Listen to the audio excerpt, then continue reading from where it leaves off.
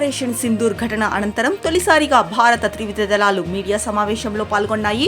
ఈ సమావేశంలో భారతదేశ army, air force, navy DGMO పాల్గొని అనేక ప్రశ్నలకు సమాధానాలు తెలిపారు.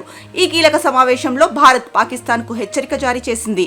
అమెరికా దేశ మధ్యవర్తిత్వంగా శనివారం సాయంత్రం ఇరు దేశాల మధ్య ఏర్పడిన కాల్పుల విరమణ ఒప్పందం తర్వాత కూడా పాకిస్తాన్ ఉల్లంఘనల పట్ల భారత్ తీవ్ర ఆగ్రహం వ్యక్తం చేసింది.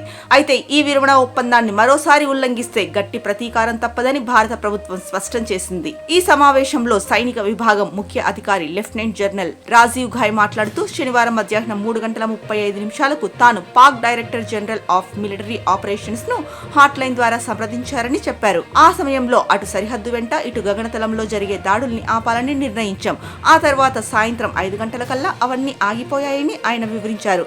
అయితే అనుకున్న విధంగానే పాకిస్తాన్ కొన్ని గంటలకే ఈ ఒప్పందాన్ని ఉల్లంఘించిందని ఆయన అన్నారు. ఈ నేపథ్యంలో పాక్ దాడులు మళ్లీ మొదలయ్యాయని, డ్రోన్ ఉల్లంఘనలు జమ్మూ కాశ్మీర్ తో పాటు గుజరాత్ లోనూ జరిగాయని తెలిపారు. ఇవన్నింటికీ భారత్ తగిన విధంగా స్పందించిందని లెఫ్టినెంట్ జనరల్ ఘాయ్ తెలిపారు.